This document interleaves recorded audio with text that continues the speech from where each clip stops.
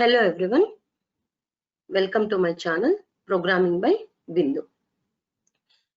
ఈ రోజు మన టాపిక్ ఏంటంటే 30 minutes లో కంప్లీట్ సి లాంగ్వేజ్ నేర్చుకోవటం. ఓకేనా?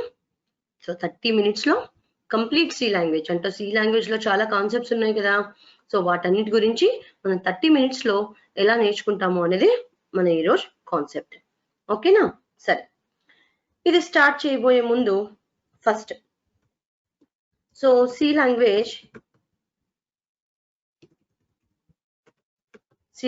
లో ఫస్ట్ ఏంటి అంటే ఒక వేరియబుల్ తీసుకుంటాను.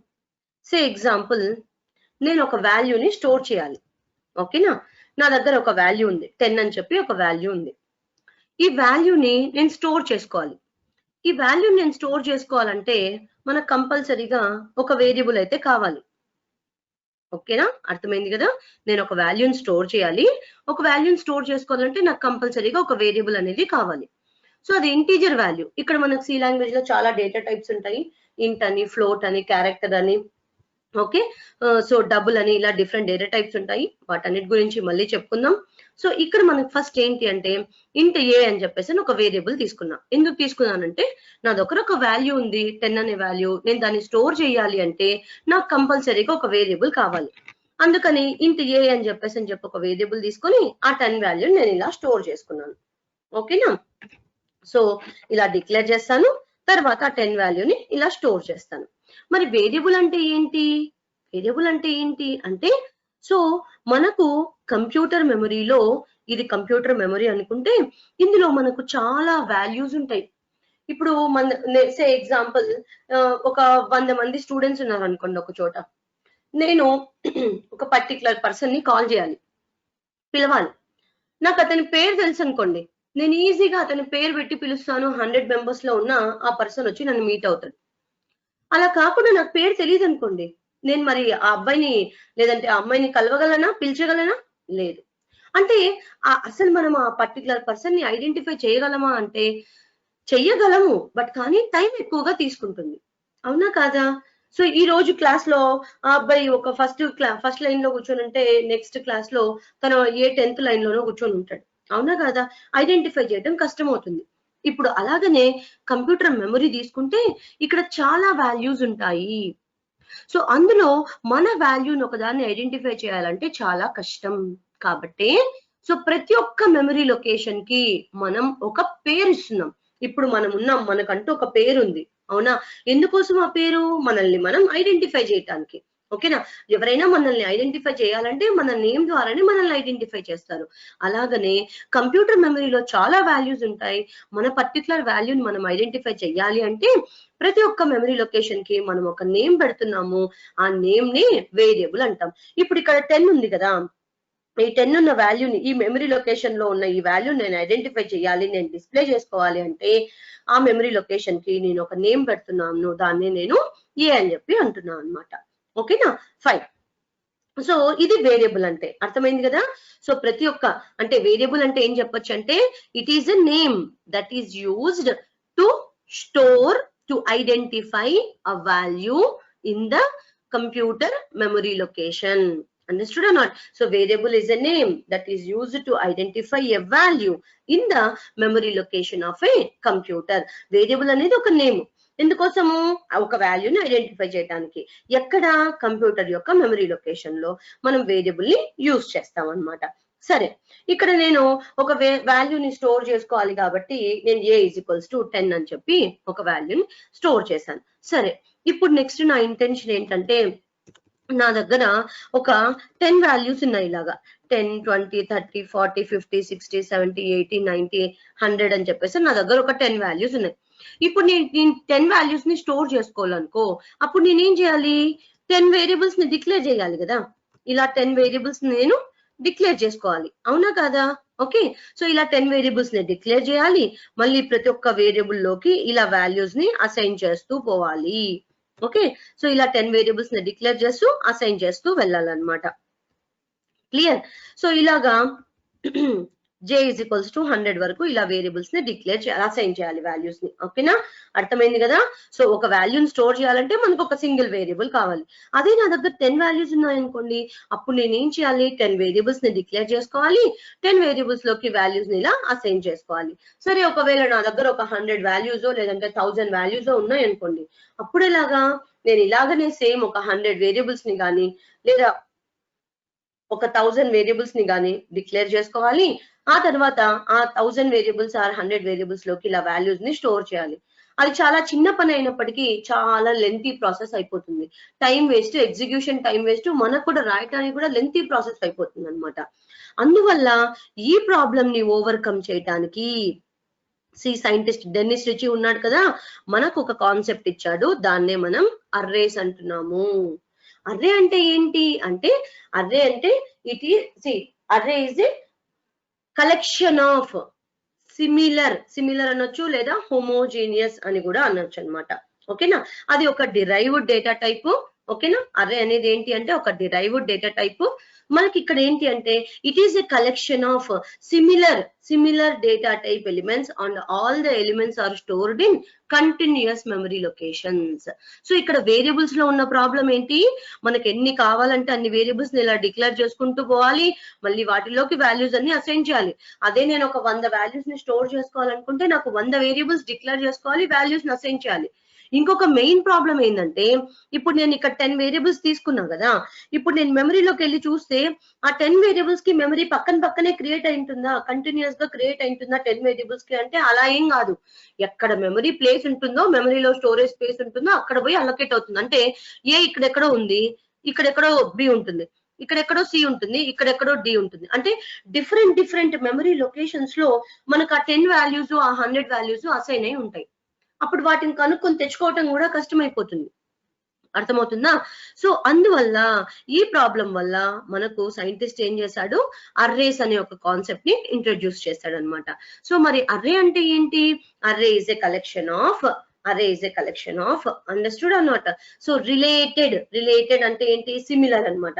సిమిలర్ డేటా టైప్ ఎలిమెంట్స్ లేదా హోమోజీనియస్ డేటా టైప్ ఎలిమెంట్స్ అని కూడా అనొచ్చు అనమాట. ఓకేనా, సో ఆర్డర్డ్ కలెక్షన్ ఆఫ్ అంటున్నాము. సో ఇక్కడ అర్రే అనేది ఏంటి అంటే, array is an ordered collection of similar or homogeneous data type elements and all elements are stored in contiguous memory locations. ఓకేనా, కంటిన్యూస్ మెమరీ లొకేషన్స్ అంటే ఏంటి, ఆర్డర్డ్ కలెక్షన్ ఆఫ్ అంటే meaning ఏంటంటే అన్ని ఎలిమెంట్స్, ఇప్పుడు వేరియబుల్స్ లో అయితే ఏమవుతున్నాయి, ఒక్కొక్క వేరియబుల్ ఒక్కొక్క ప్లేస్ లోకి వెళ్ళి అలొకేట్ అవుతుంది, అవునా. అప్పుడు వాటిని ఐడెంటిఫై చేయడం కూడా మనకు కష్టం అయిపోతుంది. కానీ అర్రేలో ఎలిమెంట్స్ అలా కాదు, కంటిన్యూస్ గా మెమరీ అలొకేషన్ జరుగుతుంది అనమాట. అండ్ దట్టు ఏంటి ఇక్కడ అంటే అన్ని సిమిలర్ అనొచ్చు లేదా హోమోజీనియస్ అని కూడా అనొచ్చు. సేమ్ డేటా టైప్ ఎలిమెంట్స్ నే స్టోర్ చేసుకోగలరు. అంటే ఇప్పుడు నేను ఒక ఇంటీజర్ అర్రే తీసుకున్నాను అనుకోండి, అందులోకి ఇంటీజర్ వాల్యూస్ నే స్టోర్ చేయగలను. నేను ఒక ఫ్లోట్ అర్రే తీసుకున్నాను అనుకోండి, అందులోకి నేను ఫ్లోట్ వాల్యూస్ నే స్టోర్ చేయగలను. అదే నేను ఒక క్యారెక్టర్ అర్రే తీసుకుంటే క్యారెక్టర్ వాల్యూస్ ని స్టోర్ చేసుకోగలను అనమాట. అలా కంటిన్యూస్ అంటే హోమోజీనియస్ డేటా టైప్ ఎలిమెంట్స్ ని మాత్రమే స్టోర్ చేసుకోగలం అర్రేలో. అండ్ అన్ని ఎలిమెంట్స్ కూడా కంటిన్యూస్ మెమరీ లొకేషన్స్ లో స్టోర్ అవటం అనేది జరుగుతుంది అనమాట. అర్థమైంది కదా. సో ఇప్పుడు చూడండి, ఇక్కడ అర్రే అనేది ఇలా ఉంటుంది. సో నేను ఈ అర్రేని చూపిస్తాను. ఇక్కడ అర్రేని ఎలా డిక్లేర్ చేస్తామంటే సేమ్ వేరియబుల్ లాగానే ఇలా పెడతాము, కానీ పక్కన డైమెన్షన్ అంటాం దీన్ని, లేదా సబ్స్క్రిప్షన్ అని కూడా అంటాము, డైమెన్షన్ అంటాం. జనరల్ గా అయితే 2 స్క్వేర్ బ్రాకెట్స్ ని పెడతాం. ఇందులో నేను సైజ్ పెడతా అనమాట. నా ఇష్టం, నేను ఎంత సైజ్ అయితే ఇస్తానో అంత మెమరీ అలొకేషన్స్ అనేటివి క్రియేట్ అవుతాయి. అంటే నేను ఇక్కడ సైజ్ ఎంత ఇచ్చాను, 6 ఇచ్చాను కదా, అంటే నేను 6 ఎలిమెంట్స్ ని స్టోర్ చేసుకోగలను. ఓకేనా.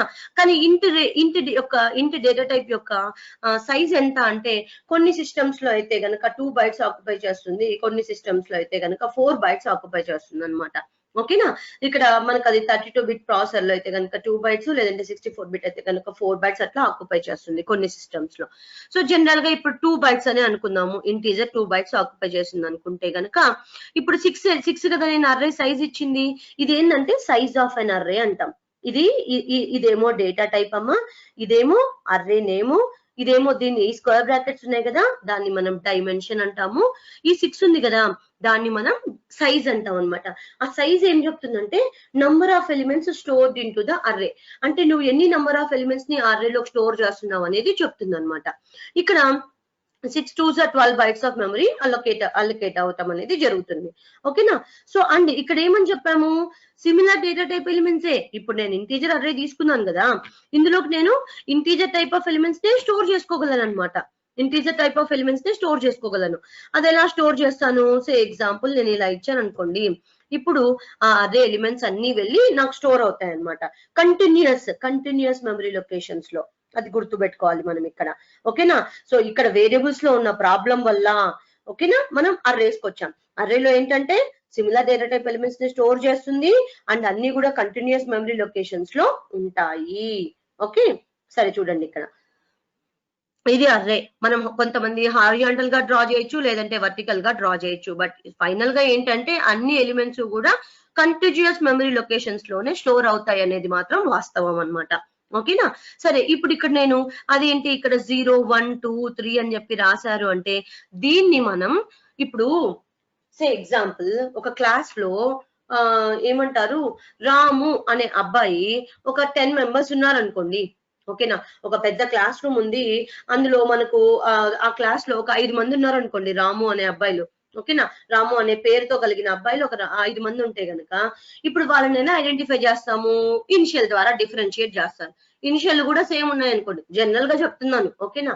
సో రాము 1 అనో, రాము 2, రాము 3, రాము 4 అని చెప్పి ఐడెంటిఫై చేస్తాం. అంతేనా కాదా? అవునా. సేమ్ అలాగనే ఇక్కడ కూడా ఏంటంటే ఇప్పుడు నేను ఇక్కడ 6 ఎలిమెంట్స్ ఉన్నాయి. అవునా. అర్రేలో ఉన్న ఎలిమెంట్స్ ఎన్ని ఉన్నాయి మనకు 6 ఎలిమెంట్స్ ఉన్నాయి. ఇప్పుడు నేను అర్రే నేమ్ ఏమని తీసుకున్నాను, ఏ అని తీసుకున్నా. అంటే ఈ 6 ఎలిమెంట్స్ కి నేమ్ ఏంటి, ఏనే కదా. మరి 6 ఎలిమెంట్స్ ని ఎలా ఐడెంటిఫై చేస్తారు అంటే కంపల్సరీగా ఒక డిఫరెన్స్ ఉండాలి కదా. దాన్నే ఇండెక్స్ అంటాము లేదా సబ్స్క్రిప్ట్ అని చెప్పి అంటాం అనమాట. ఇండెక్స్ అంటాం లేదా ఏమంటాము, సబ్స్క్రిప్ట్ అని చెప్పేసి అని అంటాం. ఓకేనా. అర్రే ఇండెక్స్ ఎప్పుడు కూడా 0తోనే స్టార్ట్ అవుతుంది. ఓకేనా. ఎందుకు అలాగ స్టార్ట్ అవుతుందంటే ఇంటర్నల్ గా ఆఫ్సెట్ వాల్యూ మనకు 0తో ఉంటుంది కాబట్టి మనకు 0తో స్టార్ట్ అవుతుంది అనమాట. అర్రే ఇండెక్స్ ఎప్పుడు కూడా 0తో స్టార్ట్ అవుతుంది. ఎండ్ అయ్యేది మాత్రం అర్రే సైజ్ -1. ఇప్పుడు 0తో స్టార్ట్ అవుతే 6 ఎలిమెంట్స్ అంటే ఎంత, 0 1 2 3 4 5. 5కి 6 అయిపోయినాయి కదా, 6 ఎలిమెంట్స్ అయినాయి కదా. అంటే నేమ్ ఒక్కటే ఉంది కాబట్టి, నేమ్ సేమ్ గా ఉంది కాబట్టి ఎలిమెంట్స్ ని డిఫరెన్షియేట్ చేయడానికి మనం ఇండెక్సెస్ ఆర్ సబ్స్క్రిప్ట్స్ అనేటివి యూజ్ చేస్తాం అన్నమాట. ఓకేనా. A0 అంటే ఫస్ట్ ఎలిమెంట్, A1 అంటే సెకండ్ ఎలిమెంట్, A2 అంటే థర్డ్ ఎలిమెంట్, A3 అంటే ఫోర్త్ ఎలిమెంట్, A4 అంటే ఫిఫ్త్ ఎలిమెంట్, A5 అంటే సిక్స్త్ ఎలిమెంట్ అన్నమాట. ఓకేనా. సో ప్రతి ఒక్క మెమరీ లొకేషన్ 2 bytes ఆక్యుపై చేస్తుంది. So example first memory address 1000 అనుకుందాం. అప్పుడు నెక్స్ట్ లొకేషన్ యొక్క స్టార్టింగ్ అడ్రస్ ఏమేంటుంది, ఇది 1000 1001 ఈ మెమరీ యొక్క అడ్రస్. ఇది 1002తో స్టార్ట్ అవుతుంది, ఇది 1004తో, 1006, 1008, 1010 ఇలా కంటిన్యూస్ మెమరీ లొకేషన్స్.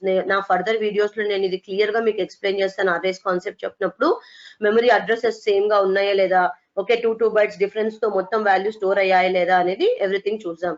ఇక్కడ మనం 30 minutes లో మొత్తం కాన్సెప్ట్స్ కవర్ చేయాలి కదా. అవునా. సరే.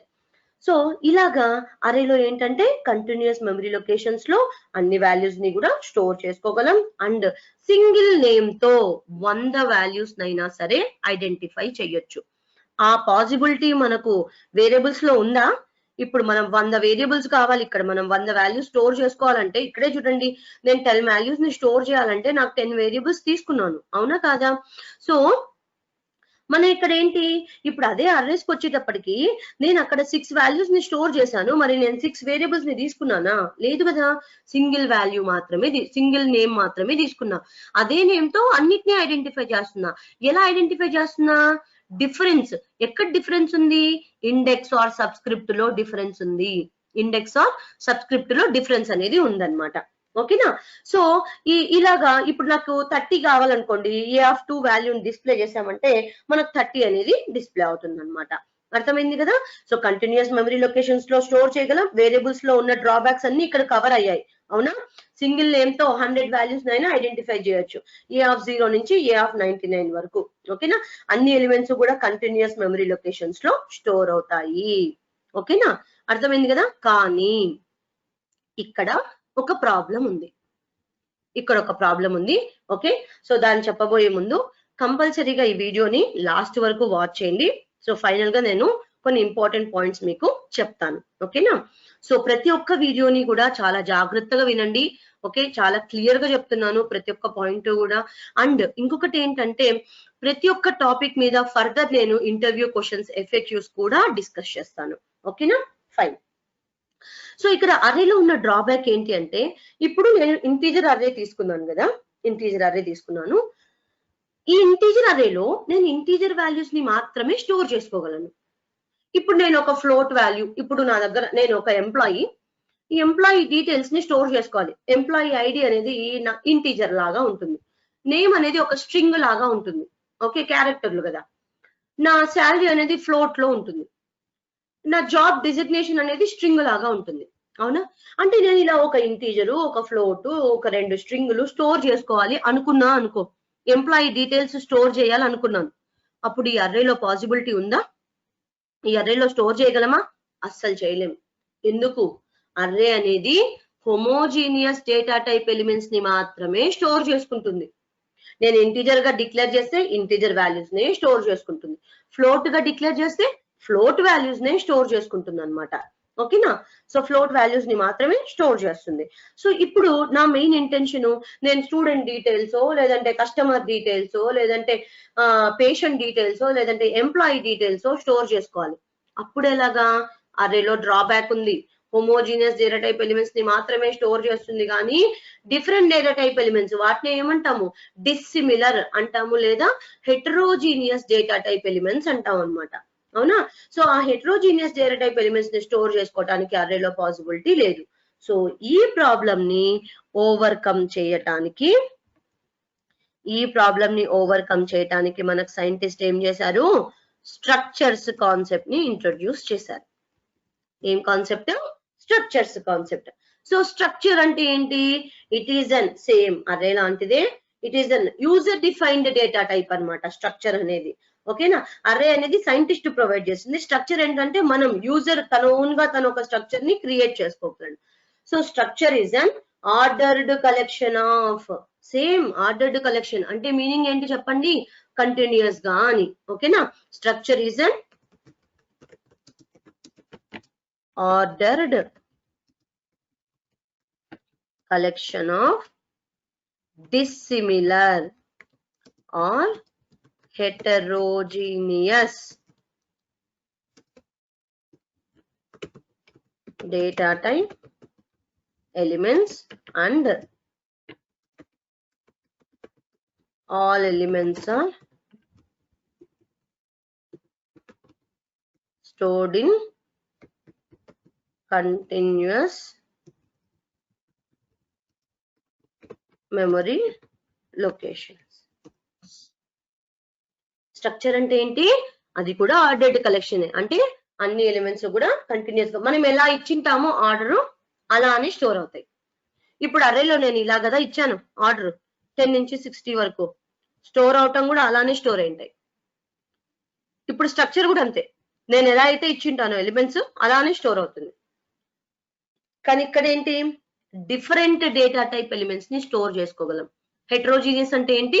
డిఫరెంట్ డేటా టైప్ ఎలిమెంట్స్ ని స్టోర్ చేసుకోగలం, అండ్ అన్ని ఎలిమెంట్స్ కూడా మన కంటిన్యూస్ మెమరీ లొకేషన్స్ లోనే స్టోర్ అయి ఉంటాయి అన్నమాట, అన్ని ఎలిమెంట్స్ కూడా. అర్థమైంది కదా.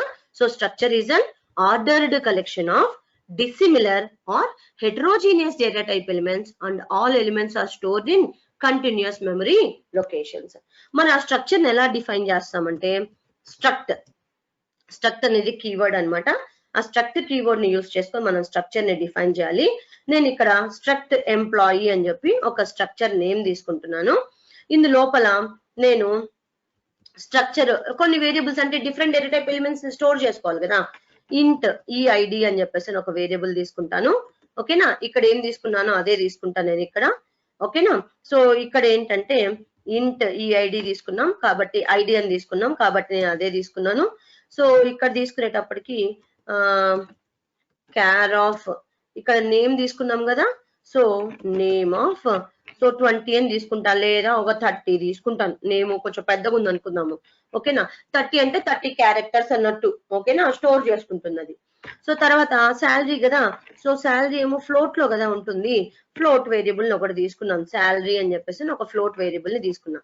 ఇకపోతే జాబ్ అంటే డెసిగ్నేషన్ ఉంటుంది కదా, సో ఆ జాబ్ డెసిగ్నేషన్ కి కూడా ఒక 25 30 డెసిగ్నేషన్ తీసుకున్నాం. అంటే డెవలపర్ అనో, లేదంటే డిజైనర్ అనో, డాక్టర్ అనో, లాయర్ అనో ఏదో ఒకటి ఉంటది కదా, అవునా.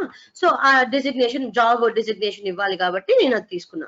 అండ్ ఇక్కడ సెమీకోలన్ తో ఎండ్ చేస్తాము, ఎందుకంటే అది సింటాక్స్ పరంగా రూల్ అన్నమాట. ఓకేనా, సింటాక్స్ పరంగా అక్కడికి ఆ స్ట్రక్చర్ ఎండ్ అయింది అని చెప్పడానికి అదొక రూల్ అన్నమాట. ఓకే, సో నేను ఇలా ఒక స్ట్రక్చర్ ని డిఫైన్ చేశాను. దీన్ని స్ట్రక్చర్ డెఫినేషన్ అని చెప్పేసి అంటాం. స్ట్రక్చర్ నేను ఇలా డిఫైన్ చేశాను. ఓకేనా, ఇది ఎంప్లాయీ స్ట్రక్చర్. స్ట్రక్చర్ ఎందుకు వచ్చాం మనం స్ట్రక్చర్స్ కి? అర్రేలో మనం సేమ్ డేటా టైప్ ఎలిమెంట్స్ ని స్టోర్ చేసుకోగలం. డిఫరెంట్ డేటా టైప్ స్టోర్ చేయాలి అనుకుంటే పాసిబిలిటీ లేదు, అందువల్ల స్ట్రక్చర్ కి వచ్చాం. ఓకేనా, సరే ఇప్పుడు ఇక్కడ స్ట్రక్చర్ లో నేను ఒకటి ఇంటీజర్ తీసుకున్నా, ఒకటి స్ట్రింగ్ తీసుకున్నా, ఒకటి ఫ్లోట్ తీసుకున్నా, ఇంకొకటి కూడా స్ట్రింగ్ తీసుకున్నా, అవునా. So different data type elements ని స్టోర్ చేశాను. బట్ కానీ నేను ఇలా స్ట్రక్చర్ ని రాయగానే మెమరీ అలాట్మెంట్ అనేది జరగదన్నమాట. ఓకేనా, ఎప్పుడు మెమరీ అలాట్మెంట్ జరుగుతుందంటే ఎప్పుడైతే మనం ఆ స్ట్రక్చర్ కి ఒక స్ట్రక్చర్ వేరియబుల్ ని డిక్లేర్ చేస్తామో అప్పుడు మెమరీ అలాట్మెంట్ అనేది జరుగుతుంది అనమాట. ఓకేనా, ఇక్కడ చూడండి, ఇక్కడ లోపల స్ట్రక్చర్ లోపల ఉన్నాయి కదా ఇవన్నీ వేరియబుల్స్, వీటన్నిటిని ఏమంటామంటే స్ట్రక్చర్ మెంబర్స్ అంటాం. ఏమంటాం? స్ట్రక్చర్ మెంబర్స్ అంటాం అనమాట. ఓకేనా, ఇవన్నీ కూడా ఈ స్ట్రక్చర్ యొక్క మెంబర్స్. ఎప్పుడైతే మనం ఈ స్ట్రక్చర్ వేరియబుల్ కి ఒక స్ట్రక్చర్ కి ఒక వేరియబుల్ ని ఎప్పుడైతే డిక్లేర్ చేస్తామో అప్పుడు దానికంటూ మెమరీ అలాట్మెంట్ జరుగుతుంది. ఇదిగోండి ఇక్కడ ఇలాగా. ఇంకా నేను డేటా స్టోర్ చేయలేదు, నెక్స్ట్ స్టోర్ చేస్తాను. ఓకేనా, సో ఇలా స్ట్రక్చర్ కి memory allotment ID, name, salary, job అని చెప్పి క్రియేట్ అవుతుంది. ఎంత మెమరీ క్రియేట్ అవుతుంది అంటే ఇంటీజర్ 2 bytes ఆక్యుపై చేస్తుంది, అవునా. అంటే ఈ లొకేషన్ 2 bytes ఆక్యుపై చేసింది. తర్వాత క్యార్ నేమ్ ఆఫ్ 30 అన్న, ఈ నేమ్ అనేది 30 స్టోర్ చేసింది. ఇకపోతే శాలరీ 4 bytes, ఎందుకంటే అది ఫ్లోట్ కాబట్టి ఇది ఒక 4 bytes. మళ్ళీ లాస్ట్ ఇది ఒక 25 bytes. ఇది ఒక 30, ఇది ఒక 25, 55 bytes ప్లస్ ఇది ఒక 4, 59, ఇది ఒక 2 bytes, 61 bytes ఆఫ్ మెమరీ అనేది కంటిన్యూస్ మెమరీ అనేది అలొకేట్ అయింది. టోటల్ ఎంత మెమరీ? అన్ని డేటా టైప్స్ యొక్క సైజెస్ యాడ్ చేశాను. సో డేటా టైప్ సైజెస్ మాకు తెలియదు మేడం అంటారా? నెక్స్ట్ వీడియోస్, ఇప్పుడు కమింగ్ వీడియోస్ అన్ని ఫాలో అవ్వండి. ఓకేనా, ఫైన్. సో ఇక్కడ మనకు 61 bytes ఆఫ్ మెమరీ అనేది అలొకేట్ అవుతుంది అనమాట. ఎప్పుడు నేను ఇలా స్ట్రక్చర్ ని రాయగానే మెమరీ అలాట్మెంట్ జరగదు. ఎప్పుడైతే నేను స్ట్రక్చర్ వేరియబుల్ ని డిక్లేర్ చేస్తానో అప్పుడు మెమరీ అలాట్మెంట్ అనేది జరుగుతుంది అనమాట. ఇప్పుడు ఈఎంపీ స్ట్రక్చర్ కి మనకి ఇలా మెమరీ అలాట్మెంట్ జరిగింది. మరి డేటాను ఎలా స్టోర్ చేస్తారు మేడం అంటారా? ఇదిగోండి ఇలా స్టోర్ చేయొచ్చు. డైరెక్ట్ గా struct employee EMP is equals to అని చెప్పేసి ఇక్కడ డైరెక్ట్ గా డేటా పెట్టేసేయచ్చు. ఇక్కడ కూడా మళ్ళీ మనకు 3 ways ఉన్నాయి. ఇలా దీన్ని ఇనిషియలైజేషన్ అంటాం, అంటే స్ట్రక్చర్ వేరియబుల్ ని డిక్లేర్ చేసే టైంలోనే వాల్యూస్ ని స్టోర్ చేయటం. లేదా అసైన్మెంట్ ఆపరేటర్ యూస్ చేసుకొని కూడా చేయొచ్చు. లేదా స్కాన్ఎఫ్ ఫంక్షన్ అని ఇన్పుట్ ఫంక్షన్ ఉంది, దాన్ని యూస్ చేసుకొని కూడా చేయొచ్చు అనమాట. డిఫరెంట్ వేస్ ఉన్నాయి. ఓకేనా, ఫైన్.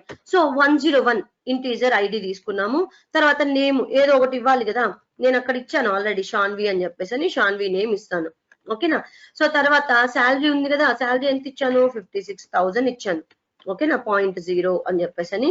తర్వాత జాబ్ ఇచ్చాను కదా, జాబ్ ఏమి ఇచ్చాను? డిజైనర్ ఇచ్చాను. సో డిజైనర్ అని చెప్పేసి ఏదో ఒక జాబ్ ఇచ్చాను అనమాట నేమ్. ఇలా స్ట్రక్చర్ ని డిఫైన్ చేశాను.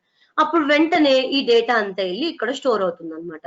మరి మేడం నేను ఇప్పుడు ప్రింట్ చేసుకోవాలి వాల్యూస్ ని, ఎలా ప్రింట్ చేయాలి? సింపుల్ అమ్మా, ప్రింట్ సింగిల్ వాల్యూని డిస్ప్లే చేసుకోవాలనుకుంటే ఈఎంపీ డాట్ ఐడి అని చెప్పి మీరు ప్రింట్ఎఫ్ %d, దీన్ని ప్లేస్ హోల్డర్ అంటాం. లేదంటే ఫార్మాట్ స్పెసిఫైయర్ అంటాం, లేదా కంట్రోల్ స్ట్రింగ్ అని కూడా అంటాం. ఈ %d ఇంటిజర్ కి అయితే %d, క్యారెక్టర్ కి అయితే %c, ఫ్లోట్ కి అయితే %f, డబుల్ కి అయితే %lf. ఓకేనా? ఇలా మనకు ఏమంటారు ఫార్మాట్ స్పెసిఫైయర్స్ అంటాం వీటిని, లేదంటే కంట్రోల్ స్ట్రింగ్స్ అని కూడా అంటాము, లేదంటే ప్లేస్ హోల్డర్స్ అని కూడా అంటాం అనమాట. ఓకేనా? ఫర్దర్ వీడియోస్ లో చెప్తాను దీని గురించి. సో ఇక్కడ printf %d emp id అని చెప్పేసి డిస్ప్లే చేశాను. లేదు నేను మొత్తం డీటెయిల్స్ అన్ని డిస్ప్లే చేసుకోవాలి అనుకుంటే నేను ఫర్ లూప్ ని యూజ్ చేసుకొని ప్రతి ఒక్క ఎంప్లాయీ ఐడిని, నేమ్ ని అన్నిటిని కూడా డిస్ప్లే చేసుకుంటాను అనమాట. ఓకేనా? సో అంటే ఏంటి ఇక్కడ అర్థమైంది కదా మీకు క్లియర్ గా. సో వేరియబుల్ వల్ల ప్రాబ్లం ఏంటి అంటే, ఒక సింగిల్ అంటే నేను ఒక వాల్యూని స్టోర్ చేసుకోవాలంటే నాకు ఓ వేరియబుల్ కావాలి, నాకు 10 వాల్యూస్ స్టోర్ చేయాలంటే 10 వేరియబుల్స్ కావాలి, 100 వాల్యూస్ స్టోర్ చేసుకోవాలంటే 100 వేరియబుల్స్ కావాలి. 100 వేరియబుల్స్ ని డిక్లేర్ చేసుకొని మెమరీ అలొకేషన్ అంటే దానిలోకి వాల్యూస్ ని స్టోర్ చేయాలంటే టైం ఎక్కువగా తీసుకుంటుంది, lengthy process, and more over అన్ని వాల్యూస్ కంటిన్యూస్ మెమరీ లొకేషన్స్ లో క్రియేట్ అవ్వదు. ఈ ప్రాబ్లం వల్ల అర్రేస్ కి వచ్చాం. అర్రేస్ లో ఏంటంటే మీరు ఎలా స్టోర్ చేస్తుంటారో అలానే ఎలిమెంట్స్ అదే ఆర్డర్ లో స్టోర్ అవుతాయి, అండ్ దట్టు అన్ని కంటిన్యూస్ మెమరీ లొకేషన్స్ లో స్టోర్ అవుతాయి. హోమోజీనియస్ టైప్ ఆఫ్ ఎలిమెంట్స్ మాత్రమే స్టోర్ అవుతాయి. అంటే నేను different type of data store చేస్తానంటే ఆ పాసిబిలిటీ లేదు.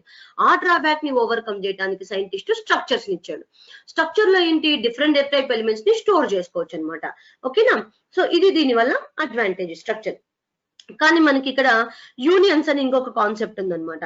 యూనియన్స్ అంటే సేమ్ యూనియన్ కూడా స్ట్రక్చర్స్ లాంటిదే అన్నమాట. కానీ ఇక్కడ ఏంటంటే స్ట్రక్చర్ లో మొత్తం డేటాని మనం అట్ ఏ టైం యాక్సెస్ చేయొచ్చు, కానీ యూనియన్ లో అలా కాదు.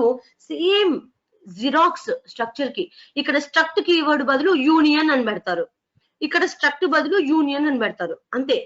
సో సింటాక్స్ మొత్తం అంతా కూడా సేమ్ ఉంటుంది అనమాట. కానీ ఇక్కడ స్ట్రక్చర్ లో ఏంటంటే మొత్తం డేటాని అట్ ఏ టైం యాక్సెస్ చేసుకోవచ్చు, కానీ యూనియన్స్ కి వచ్చేటప్పటికి సింగిల్ డేటాని మాత్రమే యాక్సెస్ చేస్తాం. ఎందుకు మేడం అలాగా అంటారా?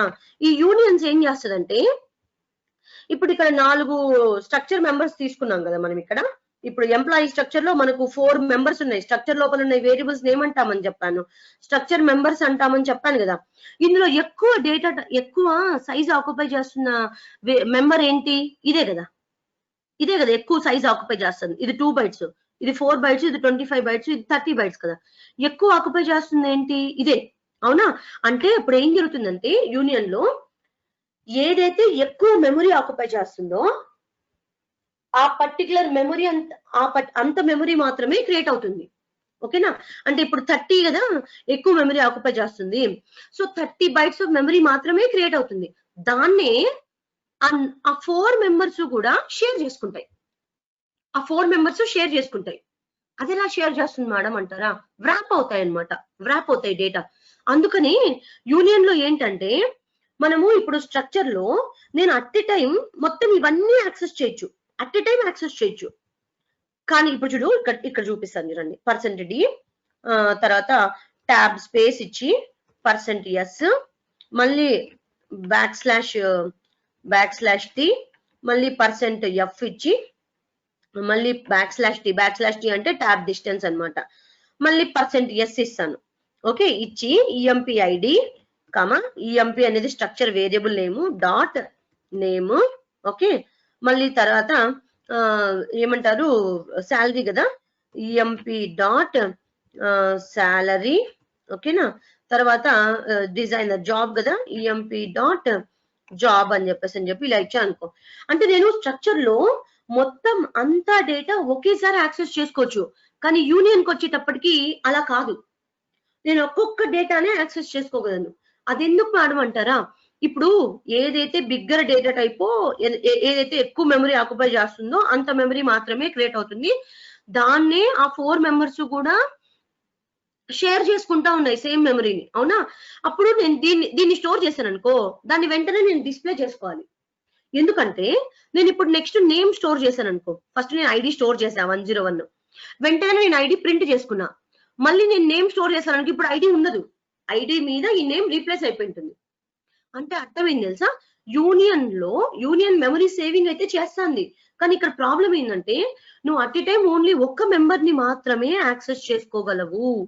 At a time only 1 member ని మాత్రమే యాక్సెస్ చేసుకోగలవు. అదే అన్నమాట ఇక్కడ మెయిన్ ప్రాబ్లము. అర్థమవుతుందా? Everything same. యూనియన్ కీవర్డ్ అన్ని కూడా సేమ్ యూజ్ చేస్తాం అనమాట. ఇవి ఇట్లనే డిక్లేర్ చేస్తాం. అర్థమైందా? సో ఇక్కడ కూడా అంతే. మనము యూనియన్ వేరియబుల్ ని స్ట్రక్చర్ వేరియబుల్ ని ఇక్కడ సపరేట్ గా ఇలా డిక్లేర్ చేసాం కదా, లేదంటే ఇక్కడ కూడా పెట్టొచ్చు అనమాట ఎంప్లాయీ అని చెప్పేసి అని. స్ట్రక్చర్ వేరియబుల్ కూడా ఇక్కడ కూడా ఇనిషియల్ డిక్లేర్ చేయొచ్చు అనమాట మనం వేరియబుల్ ని. ఓకేనా? అర్థమైంది కదా? యూనియన్ లో ఏంటంటే ఏదైతే బిగ్గర్ డేటా టైప్ ఆక్యుపై చేస్తుందో అంత మెమరీలోనే అన్ని షేర్ అవుతాయి కాబట్టి సింగిల్ డేటానే యాక్సెస్ చేసుకోగలం అట్ ఏ టైం అనమాట. అంత డేటాను ఒకేసారి యాక్సెస్ చేసుకోవడానికి పాసిబిలిటీ లేదు. ఇది స్ట్రక్చర్స్ అండ్ యూనియన్స్ అన్నమాట. Okay fine. ఇకపోతే నెక్స్ట్ వన్ ఏంటంటే పాయింటర్ అన్నమాట. సో చాలా ఇంపార్టెంట్ కాన్సెప్ట్. ఓకే, నేను ఒక పాయింటర్స్ మీదే దాదాపు ఒక 10 to 15 వీడియోస్ పెడతాను ఓన్లీ పాయింటర్స్ మీద మాత్రమే. ఓకే, సో ఒక్కొక్కటి మినిమం ఒక అర్ధ గంట పైనే ఉంటుందన్నమాట.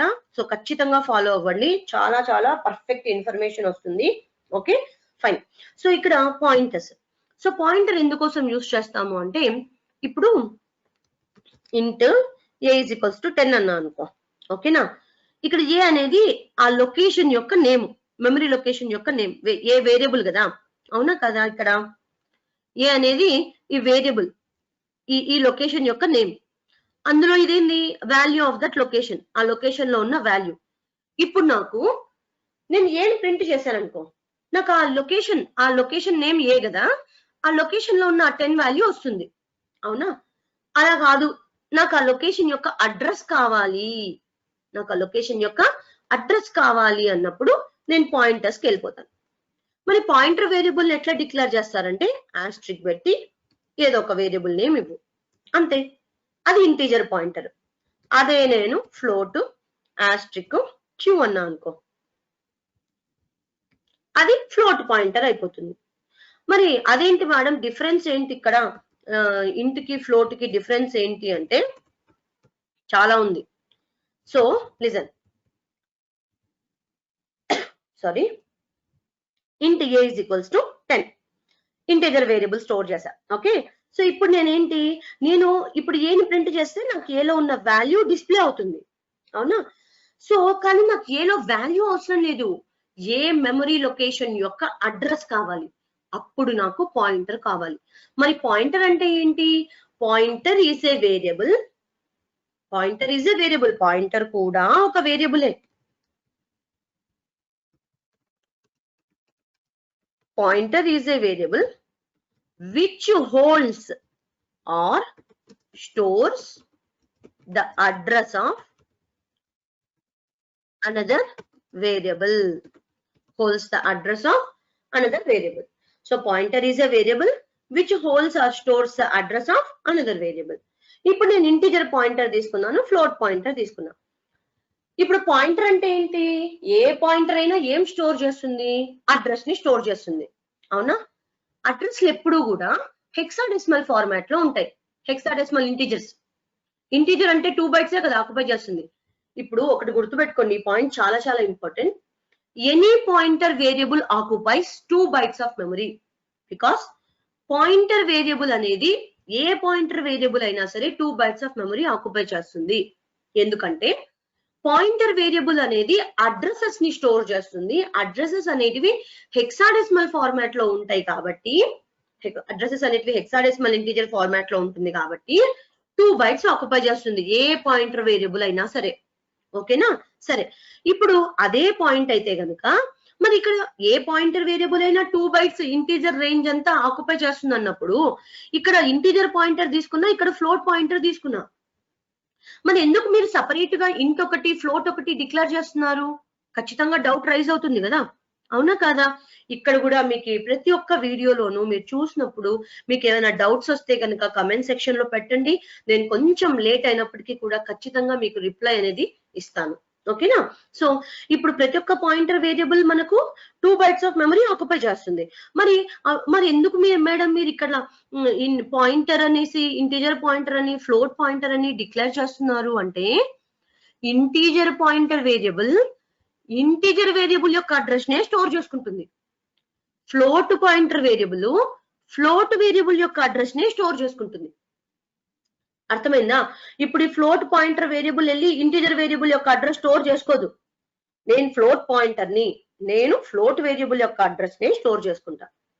ఇది ఇంటీజర్ పాయింటర్, ఇంటీజర్ వేరియబుల్ యొక్క అడ్రస్ ని స్టోర్ చేసుకుంటుంది. అందుకు ఇస్తాం మనం పాయింటర్ కి ముందర డేటా టైప్ అనేది. అర్థమైంది కదా? సో ఇది పాయింటర్ వేరియబుల్. పాయింటర్ వేరియబుల్ కూడా ఒక వేరియబులే. అంటే పాయింటర్ వేరియబుల్ కి కూడా ఒక అడ్రస్ అనేది ఖచ్చితంగా ఉంటుంది కదా. మరి పాయింటర్ వేరియబుల్ యొక్క అడ్రస్ ని ప్రింట్ చేయాలి అనుకుంటే పాయింటర్ టు ఏ పాయింటర్ అనేది మనం తీసుకుంటాం. Pointer to a pointer variable అనేది తీసుకుంటాం. అది ఎలా డిక్లేర్ చేస్తారు అంటే డబల్ ఆస్ట్రిక్ పెడతాం. ఓకేనా? మరి ఇప్పుడు అడ్రస్ ఎలా స్టోర్ చేస్తారు మేడం? ఓకే, పి అనే పాయింటర్ ఉంది. ఓకే, ఆ పి పాయింటర్ వేరియబుల్ మనకు ఈ ఇంటిజర్ వేరియబుల్ యొక్క అడ్రస్ నే కదా స్టోర్ చేసుకుంటుంది. మరి ఎలా స్టోర్ చేస్తారంటే సింపుల్, నేను ఇక్కడ ఇంటిజర్ వేరియబుల్ డిక్లేర్ చేసి వాల్యూని స్టోర్ చేశా. అవునా? మరి ఇక్కడ ఇంట్ ఆస్ట్రిక్ పి అని తీసుకున్నా. ఇంటిజర్ అంటే పాయింటర్ వేరియబుల్ ని డిక్లేర్ చేశా. అది పాయింటర్ అని ఎలా చెప్తారు అంటే ముందర ఆస్ట్రిక్ ఉందంటే పాయింటర్ వేరియబుల్, డబల్ ఆస్ట్రిక్ ఉందంటే pointer to a pointer variable అన్నమాట. ఓకేనా? డబల్ ఆస్ట్రిక్ ఉంటే pointer to a pointer variable. So మరి ఇక్కడికి వచ్చేసేటప్పటికి నేను అడ్రస్ ని ఎలా పెడతానంటే పి ఈజ్ ఈక్వల్స్ టు యాంపర్సెండ్ ఏ అంటాను. యాంపర్సెండ్ అంటే ఏంటంటే యాంపర్సెండ్ ని అడ్రస్ ఆఫ్ ఆపరేటర్ అంటాం. అడ్రస్ ఆపరేటర్ అంటాం. అంటే ఏ వేరియబుల్ యొక్క అడ్రస్ ని తీసుకెళ్లి మనం పిలోకి స్టోర్ చేస్తున్నాం. ఏ వేరియబుల్ యొక్క అడ్రస్ ని మనం ఏం చేస్తున్నాం? పి లోకి స్టోర్ చేస్తున్నాం అంట. అప్పుడు ఏం చేస్తుంది? ఈ పి అనేది ఆ ఏ అడ్రస్ ని, ఆ ఏ మెమరీ లొకేషన్ ని రెఫర్ చేస్తూ ఉంటుంది అనమాట. అర్థమైంది కదా? సో ఇది pointer variable. Okay, so pointer to a pointer variable అంటే పాయింటర్ వేరియబుల్ కూడా ఒక వేరియబులే, దానికి కూడా ఒక అడ్రస్ ఉంటుంది. మరి నాకు ఆ అడ్రస్ కావాలి అంటే అప్పుడు మీరు ఇలా pointer to a pointer variable use చేసుకోవాలన్నమాట. S is equals to ampersand P అంట. అప్పుడు పాయింటర్ వేరియబుల్ కదా పి అనేది, ఆ పాయింటర్ వేరియబుల్ యొక్క అడ్రస్ వచ్చి ఈ పాయింటర్ టు ఏ పాయింటర్ లోకి స్టోర్ అయి ఉంటుంది అనమాట. ఓకేనా? సో ఇలా మనం ఒక కాన్సెప్ట్ నుంచి ఇంకో కాన్సెప్ట్ కి వేరియబుల్ లో ఉన్న ప్రాబ్లమ్స్ వల్ల అర్రేస్ కి వచ్చాం. అర్రేస్ లో మనకు ప్రాబ్లమ్స్ ఉన్నాయి కొన్ని, అవన్నీ కూడా ఎక్స్ప్లెయిన్ చేస్తాం కదా. దాని నుంచి స్ట్రక్చర్స్ కి వచ్చాం. స్ట్రక్చర్ నుంచి మెమరీని సేవ్ చేసుకోవాలనుకుంటే యూనియన్ కి వచ్చాం. యూనియన్ ఇవన్నీ కలగలిపి అడ్రస్, నాకు వాల్యూస్ కాదు అడ్రసెస్ కావాలి అనుకుంటే పాయింటర్స్ కి వచ్చాం అనమాట. ఇవే సి లాంగ్వేజ్ లో ఉన్న మెయిన్ ఇంపార్టెంట్ కాన్సెప్ట్స్. దాని తర్వాత మనకు ఫంక్షన్స్ అని, తర్వాత ఫైల్స్ అని చెప్పి కొన్ని కాన్సెప్ట్స్ ఉన్నాయి. డైనమిక్ మెమరీ అలొకేషన్ అని చెప్పేసి, ఓకేనా? ఇలా కొన్ని కాన్సెప్ట్స్ ఉన్నాయి. సో వీటన్నిటిని కూడా మనం డిస్కస్ చేసుకుందాం. సో కంప్లీట్ గా అంటే ఇప్పుడు మీకు ఒక కంప్లీట్ ఒక ఐడియా వచ్చి ఉంటుంది సి గురించి. అంటే ఓకే, సి అంటే ఇదా, సిలో ఈ కాన్సెప్ట్స్ ఉన్నాయా, ఓహో మనం ఈ కాన్సెప్ట్ ఎందుకు యూజ్ చేస్తున్నామంటే ఈ ప్రాబ్లమ్స్ వల్ల ఈ కాన్సెప్ట్ వచ్చింది. ఇలా మీకు ఒక క్లారిటీ అనేది వచ్చింటుంది ఈ వీడియోతో. అవునా? సో కానీ ఇది మొత్తం కాన్సెప్ట్స్ అన్నిటిని నేను కవర్ చేశాను, సి లాంగ్వేజ్ లో ఉన్న కాన్సెప్ట్స్ అన్నిటిని. కానీ దీని గురించి మనకు ఇన్ డెప్త్ నాలెడ్జ్ అనేది కంపల్సరీగా అవసరం మనం ఇంటర్వ్యూస్ ని క్రాక్ చేయాలంటే. అవునా? సో ఇంటర్వ్యూస్ అనే కాదు, మీరు ఇప్పుడున్న ప్రెసెంట్ మోడర్న్ ప్రోగ్రామింగ్ లాంగ్వేజెస్ లో ఏ లాంగ్వేజ్ ని నేర్చుకోవాలనుకున్నా సరే సి అనేది ఒక మదర్ లాంగ్వేజ్ లాంటిది అనమాట. ఓకేనా? సో అంటే ఇప్పుడు నేను పైథాన్ వీడియోస్ కూడా పెట్టబోతున్నాను, జావా వీడియోస్ అప్లోడ్ చేయబోతున్నాను. ఇవన్నిటి మీద కూడా మీకు గ్రిప్ రావాలి, ఇంకా పర్ఫెక్షన్ రావాలి అనుకుంటే గనుక మనం సి వీడియోస్ ని, సో సి లాంగ్వేజ్ అనేది పర్ఫెక్షన్ ఎప్పుడైతే ఉంటుందో మిగతా లాంగ్వేజ్ అన్ని కూడా చాలా చాలా ఈజీగా మనం నేర్చుకోవచ్చు అనమాట. ఈ కాన్సెప్ట్స్ అన్ని ప్రతి లాంగ్వేజ్ లోనూ మనకు కంటిన్యూ అవుతాయి. ఓకేనా? సో కాబట్టి మీరు ఇంకా ఇన్ డెప్త్ నాలెడ్జ్ గెయిన్ చేసుకోవాలి అనుకుంటే కనుక కంపల్సరీగా నా ఫర్దర్ వీడియోస్ ని ఫాలో అవ్వండి. ఓకేనా?